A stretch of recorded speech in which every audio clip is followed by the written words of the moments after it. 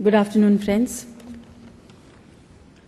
Well, I think Dr. Parimal and Rajiv has spoken such motivated, presentation that I feel that they have already set up a sort of a, get going. So I'm not so much worried about it, Rajiv, anymore. Well, friends, I think it's a very, very important point. We are going to talk about the role of women in business families. Women have always been a powerful force in Indian politics and remaining so even today. Sonia Gandhi, though she's having no post but still a very powerful woman, Sushma Swaraj, and of course, finally, our president. And let's not forget Indira Gandhi, who was probably the most dominating prime minister of the country has ever had.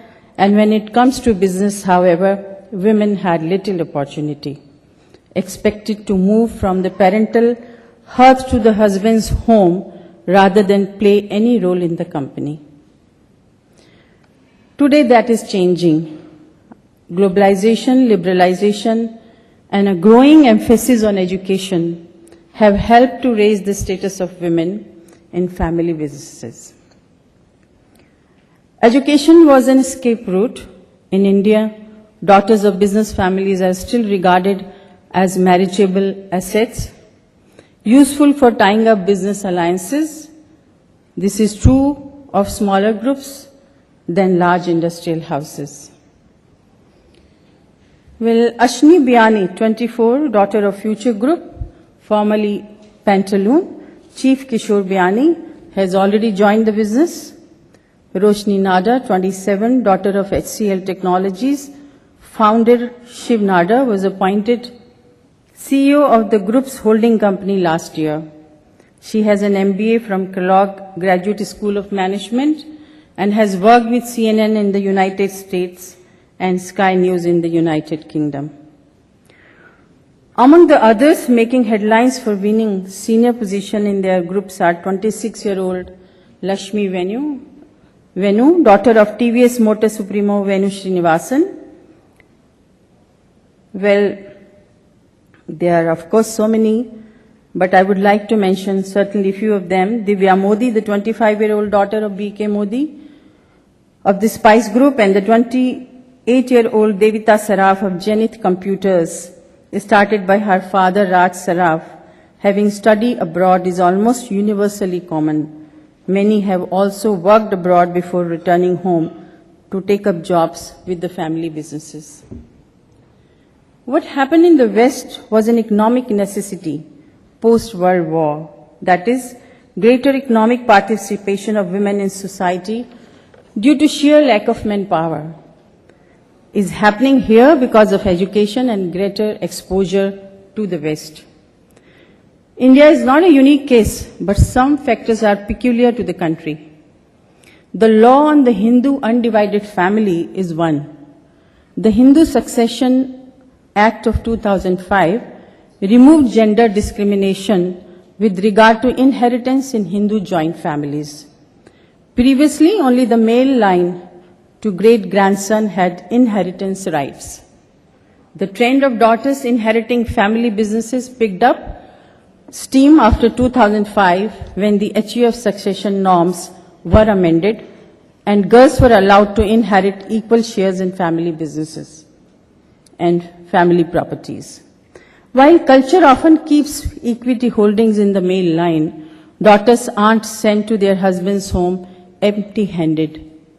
In poor rural households, a tree is planted when a daughter is born, and by the time she is of a marriageable age, the tree is cut down to sell to get her married. In business households, they now plant a subsidiary that is often handed over as a dowry. The entry of women is recognition of a social change from two angles. One, acceptance of the potential of women. I think people have finally recognized, and 2, ensuring that ownership and control do not go away even if there are post-marriage problems. There is a great recognition that women are equally capable of managing the rough world of business. There is also a huge change in attitude towards girls, with the number of children and family coming down. Families sometimes have only 1 or 2 girls or just 1 son or 1 girl. For some business families, the process of turning to women started because they had no choice. Sushma Barlia, president of APJ Satya Group, father wanted to retire and there was nobody else. Being the only child, she had no option but to take over the reins. She has been at the helm of affairs now for 20 years. At Thermex, the Pune-based boiler manufacturer, Arnavaz, as she's called Anu, Aga was thrust into leadership when her husband and then her brother died. Anu Aga was not involved in running the business until Rohinton suffered a heart attack in 1982, her husband. Anu Aga landed in the hot seat, while Anu Aga, despite being the owner's daughter, had never been trained to take over. It's been different for her daughter, Padumji. A postgraduate in chemical engineering at the Imperial College in London, she has been given a proper education. She's also been given proper training. Padumji joined Thermex as a trainee engineer in August 1990. She managed Thermex UK subsidiary before joining the board of directors in 1996. She's had stints in treasury and working capital management. In October 2004, she took over as the chairperson on the retirement of Anu Aga. Anu Aga, the mother, did a lot of hand-holding before she handed over the reins to Padumji. That's very necessary. I think this is what even Rajiv and Mr. Parimal was speaking about. Every business family must have a proper succession planning, just as in professional management. In more recent times, daughters have not just inherited the businesses, they have been deeply involved in running it. At Apollo Hospital, founder Pratap C. Reddy recently appointed his eldest daughter Preetha Reddy, 53, as his successor. She is managing director of the group. Her 3 sisters, Sunita, Shobna, Kamanani, she's 48, Sangeeta, 47, are also directors and very much hands-on. Earlier, Jayanti Chauhan, 24, joined her father's business, Parle Bisleri. Dad Ramesh Chauhan is best known for building cola brand Thumbs Up, which he later sold to Coca-Cola. At Parle Agro, meanwhile, the daughter of Ramesh Chauhan's brother Prakash are running the business. Eldest brother's Shauna, 33, is a CEO. Eldest brother's daughter. Her sister Alicia, 31, Nadia, 23, are directors. You can see the change because sometimes it is out of compulsion and sometimes because they are capable enough. For Sminu Jindal, 34, managing director of tubular pipe company, Jindal saw her father, Prithvi Jindal, is a vice chairman. Joining the firm was a matter of choice. The arrival of women inheritor has raised issues, including the question of the entry point. In an earlier generation, the Shions in most business families came in right at the top. Today, it is considered necessary for a son to do a tour of the shop floor or its equivalent, but in the most companies, this is a male-dominated area. Whether a daughter, qualified engineer though she may be, should operate a lathe is a delicate question. Women often, however, are placed in areas such as marketing and finance. Adi Godrej's daughter, Tanya, the oldest in the 4th generation, is responsible for marketing, media, and running the Godrej brand. But some critics see women being placed in marketing and finance as just another form of discrimination. Let us hear Narayan Murthy, co-founder, the chief mentor of Infosys Technology, once believed that no family member of Infosys founder should join the company. However, now he has changed his views too.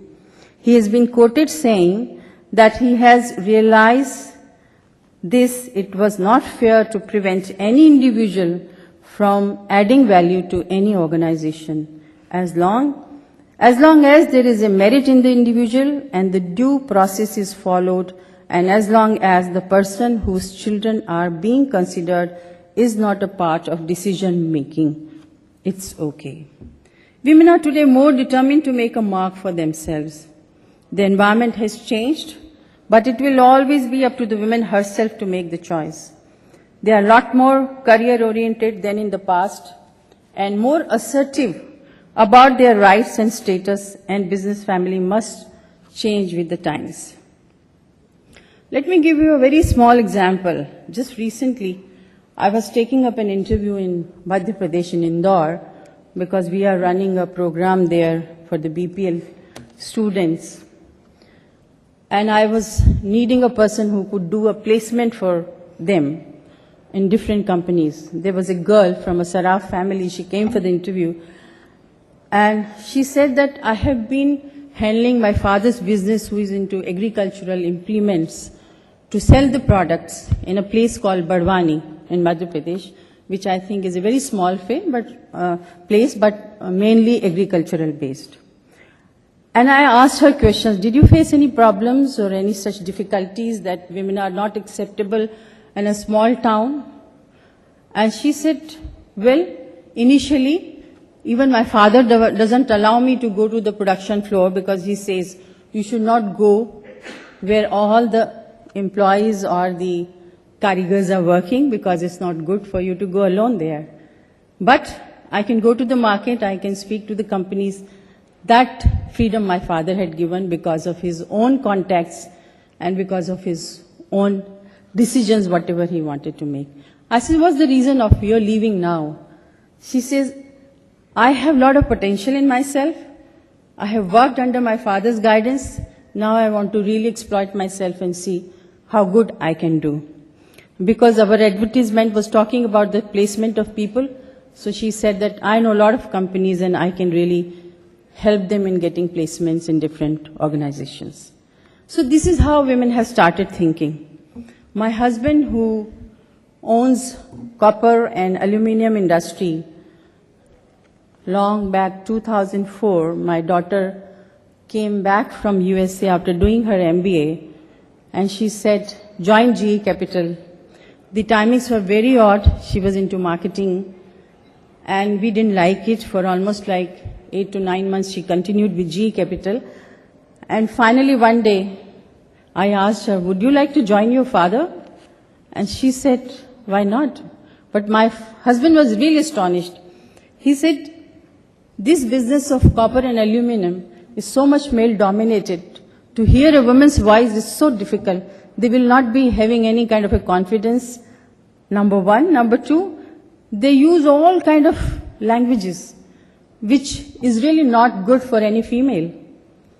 Well, we thought, because I have always been daring, doing my own business separately, and always been a sort of a first person to take steps into any new thing coming up, I told my husband, let's try it out. So my daughter started slowly. And gradually, people were really shocked. They didn't know. So to be very, be cautious about it, my daughter started giving her introduction that Mr. P.K. Agrawal is my father, so that nobody speaks anything wrong to her. And I found that this was a good approach, because if she was just talking, people will think she's employee, and then they will start talking maybe some nonsense or something. So I think it was a good beginning, and it was such a, I will say, breaking thing for a girl, a young girl of 24 years to really get into it.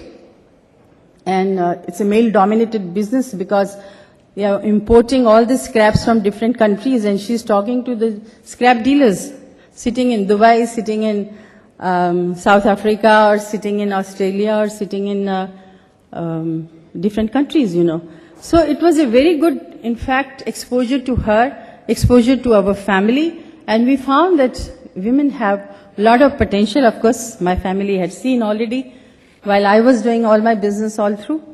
So, but I find if given a chance, if given an environment, women can do a lot. Just recently, Warren Buffett, I think, visited India, and he's quoting, quote, "There is nothing better than a family business when it works, and there's nothing worse than a family business that doesn't work. When the family is producing talent in the next generation, where they work in harmony, it is wonderful. On the other hand, sometimes the next generation does not have the same abilities, so the business may fall. A succession plan for a family business is a must," quote unquote. So I think it's very, very important that all the family business should start thinking of succession. Well, there is an organization called National Association of Businesswomen Owners in USA, and they had done some survey, and I would like to share that with you. They say that the percentage of women taking over the management and the ownership of their family businesses has increased significantly in recent years. In the past, it was common practice for businesses to be passed on to the oldest son upon retirement or death of the founder. Women, until the last 20 years, were not usually considered to lead the family businesses. This is especially true in countries that have male-dominated cultures. Only if there were no male successor were women considered. A barrier to women leaders also often occurred if the family business was in an industry thought of as more masculine-oriented, such as automotive parts, manufacturing, or construction. However, these rules no longer seem to apply, as women in the businesses are omnipresent at every level in every industry. Mass Mutual Financial Group and the Raymond Institute American Family Business Survey released a report revealing that women-owned family businesses has increased by 37% from 1996 to 2001. More than one-third of the CEOs surveyed said the company's next CEO might be a woman.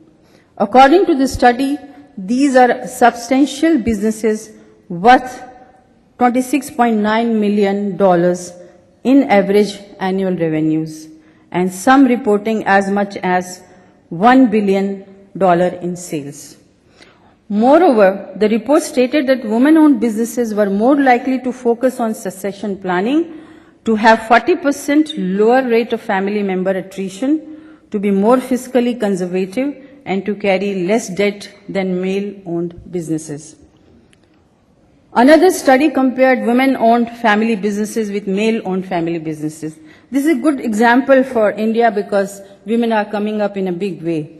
The women-owned firms outperform the male-owned firms on many levels, including return on investment.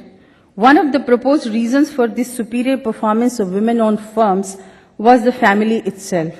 Family members pitched in and took care of children, which allowed the women, who are most often the chief caregivers, to focus on the business. For the first time, the genders are compared equally. In 1994, only 2% of CEO in family businesses were women. Currently, 11 to 12% of all family firms are led by women. These increases parallel increase in the number of women entrepreneurs who are starting their own business ventures, another trend with strong upward momentum. Daughters are now considered to be one of the most underutilized resources in family businesses. To encourage the next generation of women to be valuable members of the businesses, potential female successors should be nurtured by assimilation into the family firm, mentoring, sharing of important tacit knowledge, and having positive role models within the businesses. So friends, there are very good examples within the country, outside the country, that the trend of role of women in Indian businesses is increasing gradually. Well, there are a lot of such businesses, small and micro. The small businesses, we have do not have any kind of a data, we have not done any research, so we actually do not have any kind of a percentage available with us. And I think I'll appreciate if Milagro and Dr. Parimal, if they all can get together with the Federation of Indian Women Entrepreneurs, maybe we can do some kind of a research on this subject, because finally these businesses, these small businesses are going to, in future, face the similar kind of problems. The micro enterprises, I think, has no such barriers because they do not believe in, of course, boys and girls. The difference is there. The women is still running the business. The girls go out for business and they do not think on any such kind of thinking level is not there. But you never know, maybe after 2020, the things start changing again. So thank you very much, and I will appreciate if there are a few questions, and if the time permits, I'm ready to reply or whatever.